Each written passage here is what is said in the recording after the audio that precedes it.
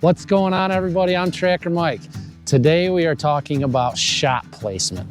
The number one reason why deer go unrecovered is because of poor shot placement.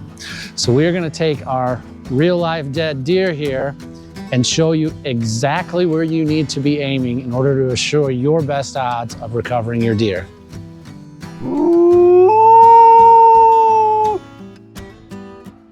Thanks for joining us today. We're happy to have you here. The art of tracking really begins with shot placement. Shot placement is, again, the number one reason why deer go unrecovered. In this video, we hope to teach you everything you need to know about shot placement. And we are going to teach you some different techniques that perhaps you haven't seen before, which may help you with better shot placement. Stick around to the end of the video. You guys aren't going to want to miss any of this. All right, so what we've done here is we've taken our deer and we've marked out the actual kill zone in the front half of the deer. Now, many shots will kill this deer, but the area we have marked out here is going to be the most effective place to kill your deer. The top line represents the bottom of the spine. Now, many people think that the spine runs at the back line, but if we look, if I lay my hand on this back line, the bottom of the spine is actually about 4 to 5 inches below the top of the back.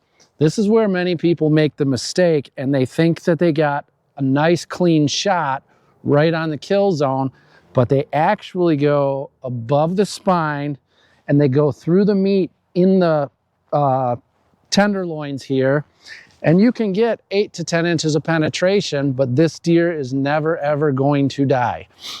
Now, what this line here represents is where the diaphragm is. Anything in front of the diaphragm is going to be almost immediately fatal. Anything behind the diaphragm is going to take some time.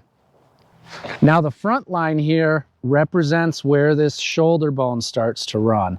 So the shoulder bone is going to run on an arch inward to the leg bone and then back out. Now, a lot of people like this, this fatal V, they call it here, this area where the leg, the elbow or whatever you want to call it, meets that shoulder blade bone and then comes out. Now, for me, I like to aim a little bit farther back because you have a lot more room if something doesn't go as you planned. So as I walk you through my suggestions, now I'm primarily speaking about archery shots here. Archery shots are primarily going to have a lot more restrictions than what firearm are going to have. Now, with a firearm, obviously you can pin them right in the shoulder and it's going to penetrate and you're going to have a fatal shot. With archery equipment, that's not going to happen. In my 13 years of tracking, I've only ever recovered 2 shoulder shot deer. This shoulder bone is incredibly thick.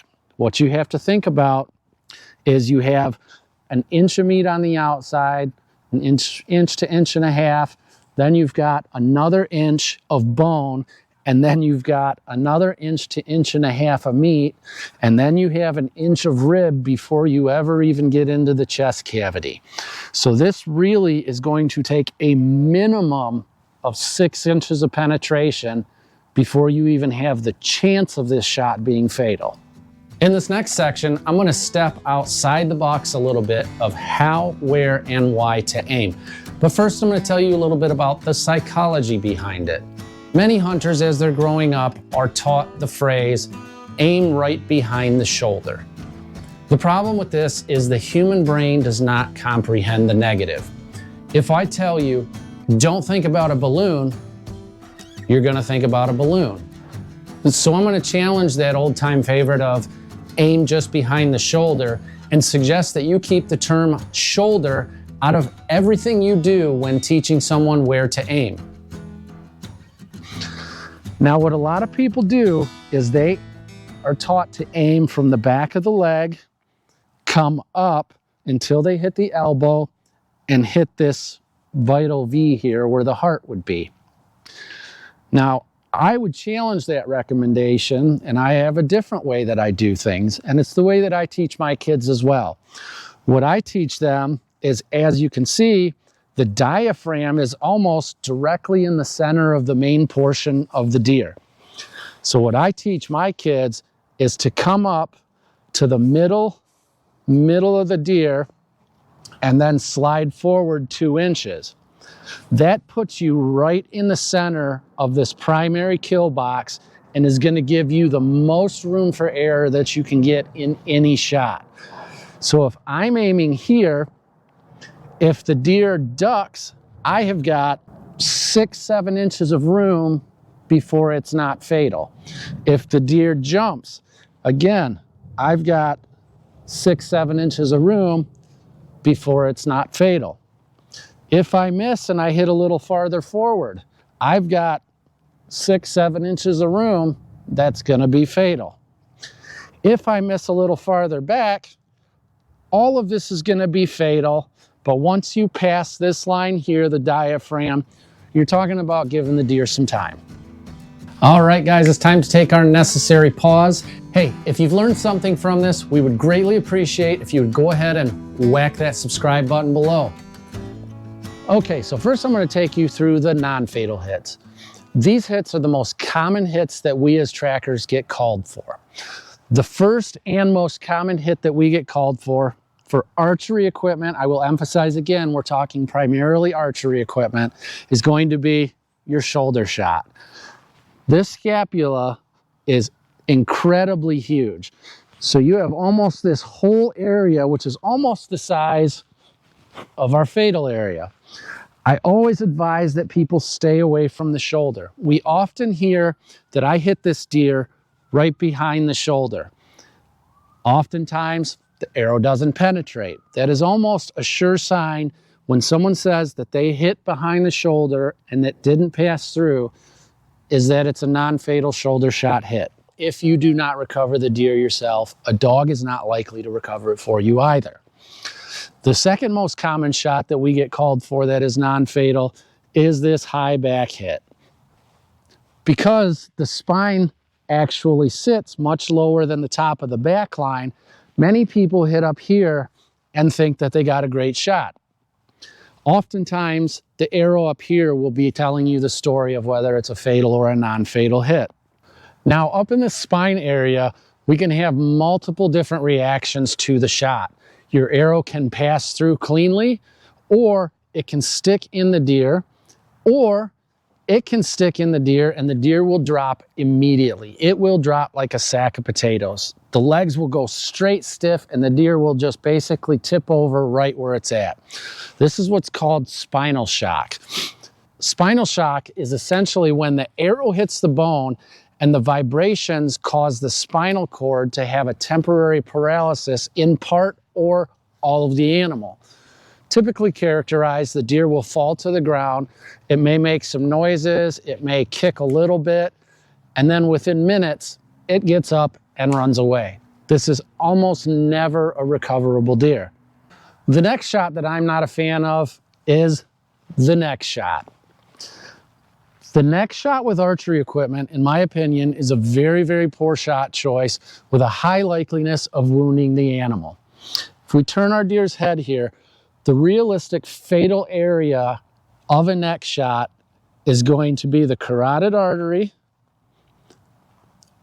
the esophagus, or if you actually happen to sever the spine. But most of the mass of the neck is muscle, and it's going to be a non-fatal hit. So I definitely suggest not taking a neck shot. Again, speaking in terms of archery equipment, one of the most unethical shots, in my opinion, is to try to take a headshot. I can't tell you how many times I see posted online of deer with arrows sticking out of them or deer with their, an arrow through their jaw. This is going to be an incredibly painful death for this animal, and I would definitely stay away from it. The next shot I'm going to discuss is the front leg shot. Front leg shots are often characterized by the deer limping away after the shot. A shot like this, you are going to want to get in touch with a tracking dog immediately or begin tracking it yourself immediately. This deer is going to need a follow-up shot. If you know that you have a leg shot, is track it immediately, track it slowly, track it quietly, work on a follow-up shot, or get a dog that can move along at a much more accurate pace and get to this animal quickly so that you can quickly, cleanly, and ethically put a finishing shot on this animal. Now moving on to frontal shots. With archery equipment, I never ever recommend taking frontal shots. Again, the frontal shot is a shot that in all of my years of tracking, I have never once recovered a deer that was shot in the front. Once again, yes, I know these shots can be fatal if you hit the right area. If you hit the right area, you'll know because you're not going to need a tracking dog. Now the frontal shot, the reason why I don't like it is because this big giant breastbone here, this breastbone goes all the way up to about here, comes down like a shield, and is very, very, very thick right here. So if you hit anywhere, it can often deflect out to the sides, or it can just stick right in this but never ever penetrate into the chest. Frontal shots are characterized by an incredibly heavy blood trail. It generally looks like somebody took a 5-gallon bucket and walked down the trail right in the center.